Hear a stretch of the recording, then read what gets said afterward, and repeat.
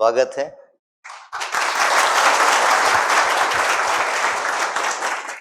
तो मैं बता भी रहा था और फिर से एक बार दोहरा दूं कि अपेक्षा मोदी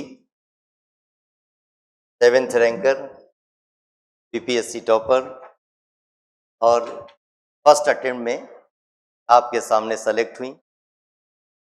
और मैंने बताया कि जीवन के स्तर पर कई बार उतार और चढ़ाव भी होते हैं, उतार भी देखा है और अब देख रहे हैं कि ये हाइट पे हैं। और दूसरी चीज़ कि इनकी उपलब्धि, इनकी मेहनत स्वयं इनकी सफलता की पूरी कहानी कह रही है।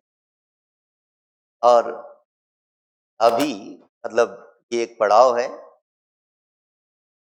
यूपीएससी का मेंस दिया हुआ है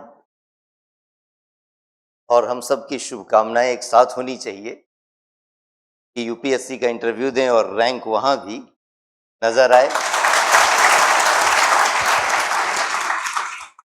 मूलतः झारखंड की रहने वाली और इस समय मतलब कुल मिलाकर ये केवल एक क्षेत्र का परिचय है, बाकी तो हम सब भारत के हैं और भारत का नाम रोशन करेंगे। तो इनका यहाँ पर आज मुलाकात हुई हमारी, तो मैंने बातचीत करने के क्रम में ही इस चीज़ को समझा और चलते चलते मैंने पूछा भी, तो इन्होंने कहा नहीं नहीं, मैं एकदम बच्चों के साथ मिल सकती हूँ। और चूंकि आप लोगों का भी मेरे ऊपर दबाव रहता है कि पता नहीं आप इच्छा रखें या न रखें, तो इन लोगों ने कहा कि नहीं नहीं बुलाइए सर जो है एकदम। तो ज़्यादा देर तो मैं मतलब बोलना शुरू करूँगा तो बोलते ही रहूँगा। अब आप जरा खुद अपेक्षा से बात करिए और एक बार फिर से का एक बार स्वागत बढ़िया तालियों के साथ कीजिए। आफ्टरनून। दीक्षा है, 7th है। स्टार्टिंग से बताऊं तो मेरी जर्नी 2018 में शुरू। कॉलेज के बाद मैं डायरेक्ट सिविल आ गई थी। फर्स्ट अटेम्प्ट मैंने यूपीएससी का 2019 में दिया था। फिर मैंने यूपीएससी दिया था और वो इंटरव्यू जाने के बाद नहीं निकला था। उसके बाद फिर मैंने 2021 का प्रीलिम्स लिखा यूपीएससी का, वो भी नहीं हुआ था। 0.44 मार्क्स थे। वो काफ़ी डाउन फेज आता है, जैसे सबके लाइफ में आएगा, आता है स्टूडेंट्स के लाइफ में। अर्ली से सबको नहीं मिलता है।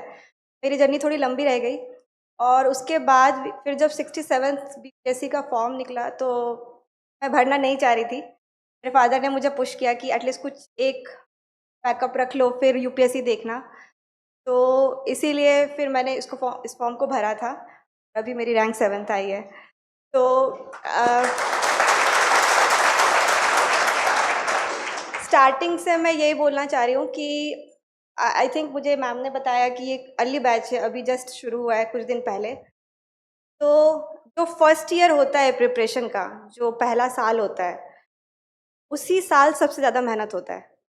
उसी साल आपको सबसे ज़्यादा एनर्जी रहती है और फिर धीरे धीरे, क्योंकि आप एक बार पढ़ लेते हो उस चीज़ को, तो आपको उतना ज़्यादा बस मोटिवेशन ही पुश कर सकता है। पढ़ाई फिर थोड़ा थोड़ा कम होने लगता है। तो इस साल जो एक साल है, मैं सबको बस यही कहना चाह रही हूँ, अगर इस साल एक साल को आप सेक्रीफाइस करोगे, मतलब इस साल अगर किसी से नहीं बात कर रहे हो, किसी से ज़्यादा इंटरेक्शन नहीं हो रही है, इस साल अगर कमरे में बंद करके पढ़ लोगे, एक बार बेस अगर तैयार हो जाएगा, फिर आप अगली बार अगर इस साल सक्सेसफुल नहीं भी हुए तो हर साल यही वाली मेहनत याद आएगी। फॉर एग्ज़ाम्पल, मुझे अभी भी कोई चीज़ बहुत ज़्यादा नहीं याद आता था तो फर्स्ट अटेम्प्ट का ही पढ़ाई याद आता था। सेकेंड अटेम्प्ट में जो किया, थर्ड अटेम्प्ट में जो किया, लेकिन जो फर्स्ट ईयर होता है प्रिपरेशन का, उसको सबसे ज़्यादा यूटिलाइज़ करना, इस साल को गंवाने मत देना। तो मतलब पहला साल तो जितना मेहनत हो सके उतना करो, जितना एक्सट्रीम में जा सकते हो उतना जाओ, और जब धीरे धीरे उसको बस अपलिफ्ट करना। पहले साल में कोई गड़बड़ मत करना कि ठीक है इस साल तो देख लेंगे, ऐसे ही प्रिपरेशन कर रहे हैं, अगले साल इस साल मतलब एक पहला साल बहुत अच्छा देना, उसके बाद फिर एनर्जी कम होने लगती है। और ज़्यादा अपने बारे में मैं क्या ही बताऊँ, मैं चाहती हूँ कि स्टूडेंट्स ही मुझसे कुछ पूछ लें अगर उनके मन में कोई डाउट है तो। आई थिंक वो ज़्यादा बेनिफिशियल रहेगा ये सेशन। तो अगर किसी को भी कोई क्वेश्चन पूछना है तो वो मुझसे बेफिक्र होकर पूछ सकते हैं। अब जो भी मैं बता सकूँगी मैं वो बता दूँगी।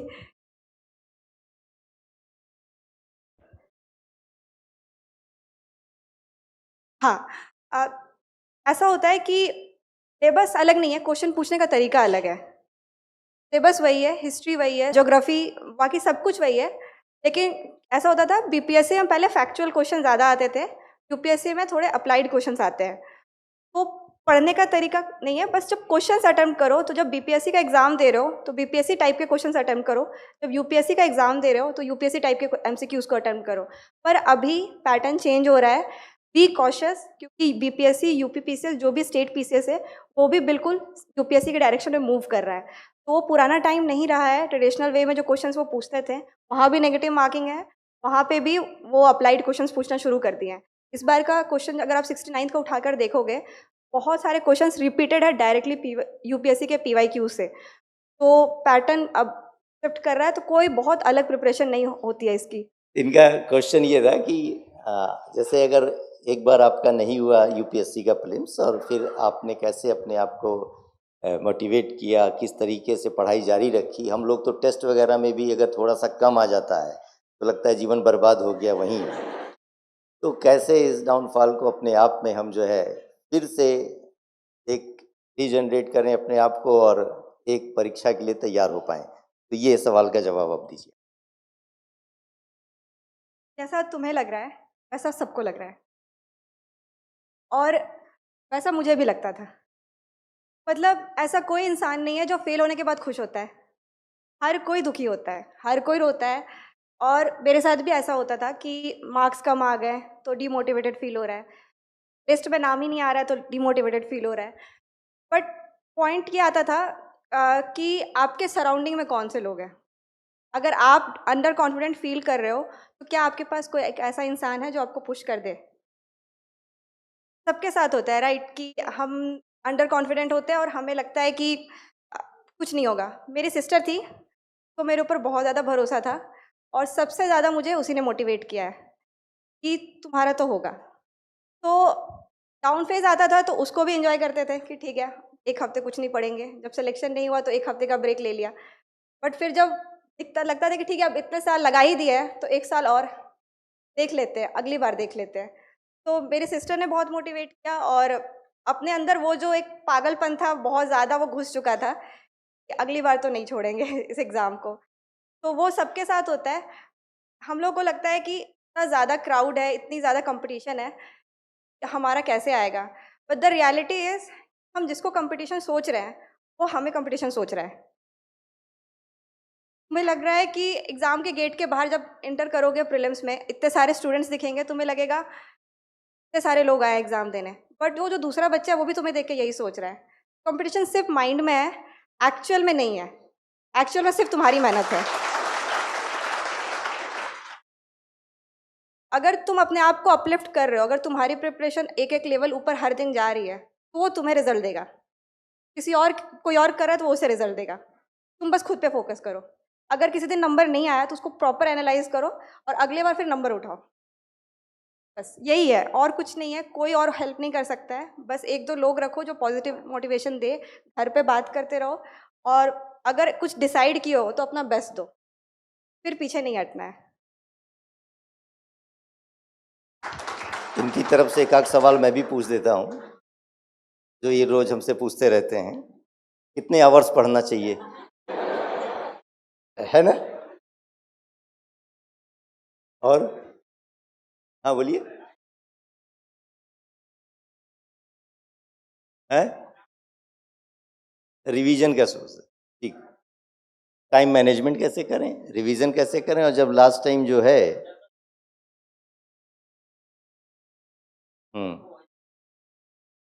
मतलब वही है, रिवीजन कैसे करें, मूल बात यही है, पास कैसे हो।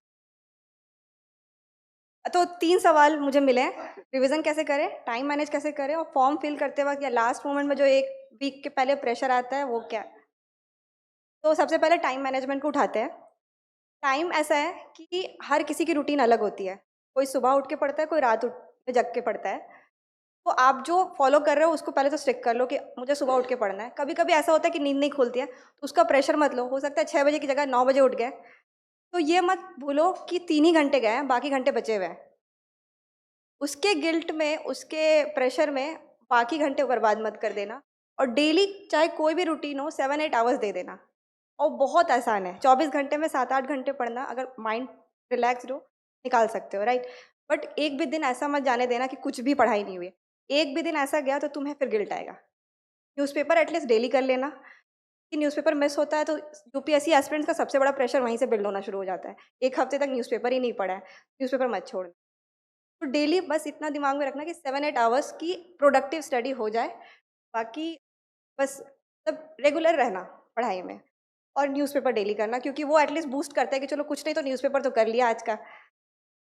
और रिवीजन का, तो मेरा रिवीजन का तरीका ऐसा रहता था कि मैं नोट्स बनाती थी।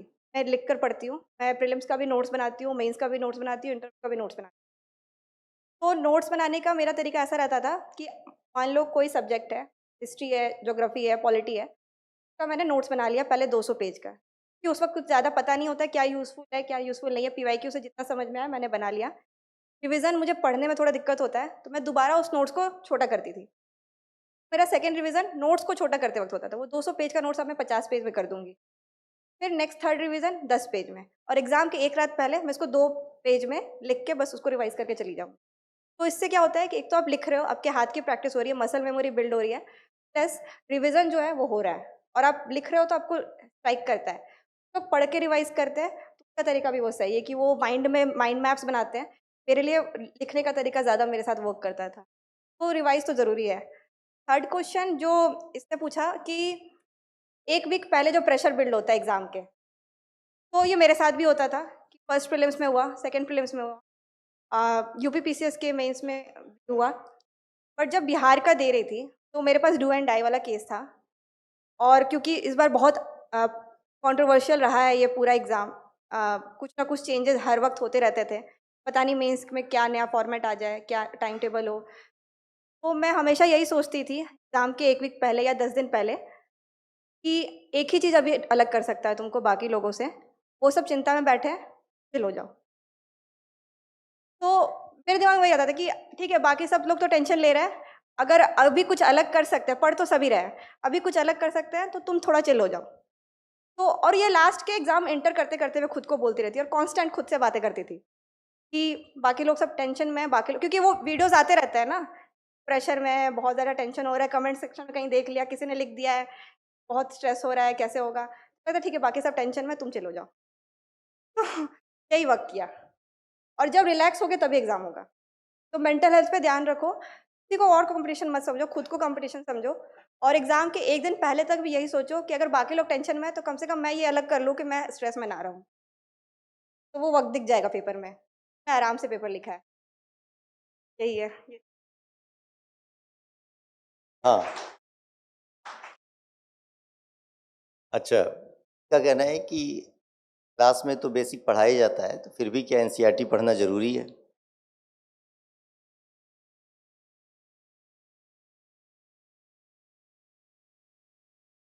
का सवाल ये है कि एनसीईआरटी पढ़े या नहीं पढ़े? मेरे हिसाब से पढ़ो। कि बेस वही है, वो एनसीईआरटी जिसने लिखा है ना, वो बहुत ही इंटेलिजेंट लोग हैं, और एनसीईआरटी जो बनाने वाले लोग हैं, वो एनसीईआरटी आज से नहीं चलती आ रही है। 10-15 साल से वही कंटेंट है, उसी को पढ़ के सब निकाल रहे हैं, तो तुम पढ़ोगे उसको? एनसीईआरटी तो बेसिक है, वो तो पढ़ना ही पड़ेगा। और इसका सवाल ये है कि अलग क्या करें? तो तुम अलग ये करो, अपने आप में ये कहते हैं ना, सर पे रिजल्ट आ जाना, क्या होगा रिजल्ट, तो छोड़ दो। ये बोलना ही छोड़ दो ऊपर वाले से कि भगवान मेरे को रिजल्ट दे दो।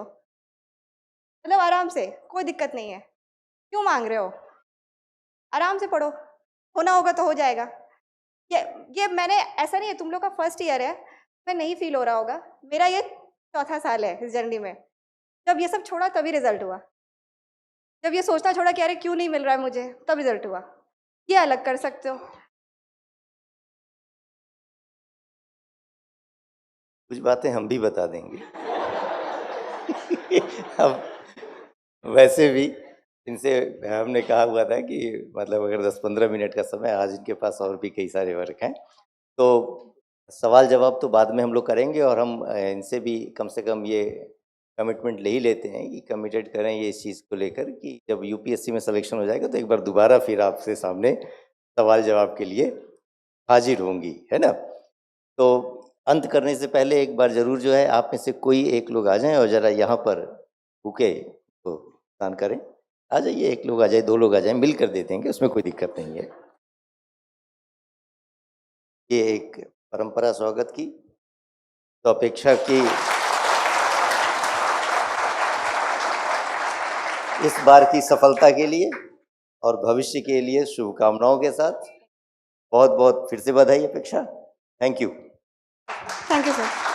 अच्छे से पढ़ो, मेरा लास्ट में यही है कि अच्छे से पढ़ो, जितना हो सके अपना बेस्ट दो। बहुत प्रिविलेज्ड हो कि यहाँ बैठे हो, घर वालों ने भेजा है।